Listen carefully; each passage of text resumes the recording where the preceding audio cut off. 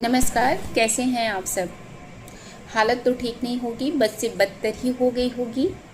इस बात में कोई दो राय नहीं है।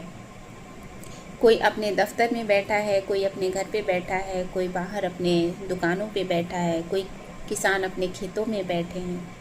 लेकिन सबके दिमाग में एक ही चीज़ चल रही है कि हाय रे, एक ऐसी हुकूमत चुन ली मैंने। ये किसको अपना नेता चुन लिया, ये किसको दे दिया अपने देश चलाने के लिए। कभी सोचा तो नहीं था कि इतने दरिंदे हैं ये लोग, इस तरीके से लोगों को कुचल देंगे, ये इस तरीके से आवाज़ को दबा देंगे ये। हम बात करते हैं आज के पहले, जिस दिन राजनाथ सिंह के वहाँ कैबिनेट की मीटिंग हुई थी। उस मीटिंग के ठीक एक दिन बाद अगली सुबह सोनम वांगचुक को जंतर मंतर से अपहरण करके अस्पताल में दाखिल करा दिया गया था। अपहरण किया गया था।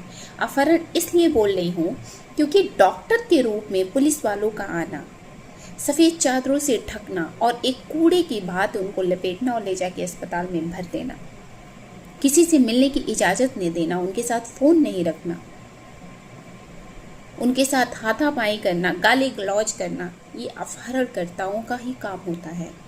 ये कोई डॉक्टर नहीं कर सकता। डॉक्टरों का ही उन्होंने बदनामी की है।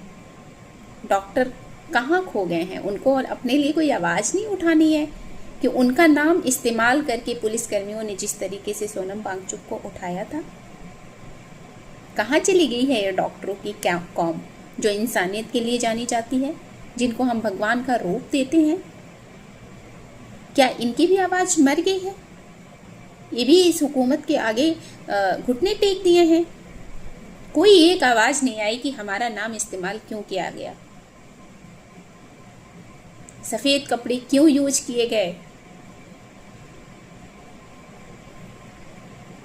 ये पूरी की पूरी प्लानिंग हुई थी राजनाथ सिंह के वहाँ बैठकर कैबिनेट की मीटिंग में कि कल सुबह किस तरीके से इन प्रदर्शनकारियों को डराना है, धमकाना है, इनको यहाँ से हटाना है। कैबिनेट की मीटिंग हमारे देश में अब इसलिए हो रही है कि कब किसको मारना है, कब किसको हटाना है, किसकी कितनी बड़ी चीख निकलवानी है कि दूर दूर तक उस चीख की पुकार जाए और कोई दूसरा आवाज़ ना उठा पाए। और रही सही कसर आज पूरी कर दी इन्होंने। एक ऐसा नेता, एक ऐसा प्रधानमंत्री जो संसद में बैठा हुआ है और संसद के बाहर उसकी जनता मार खा रही है। इतना डरपोक प्रधानमंत्री है जिसको सामने आने की हिम्मत नहीं है कि वो अपनी जनता से बात कर सके, अपनी प्रजा से बात कर सके। अगर वो राजा ही है तो उसे प्रजा तो बात करनी चाहिए।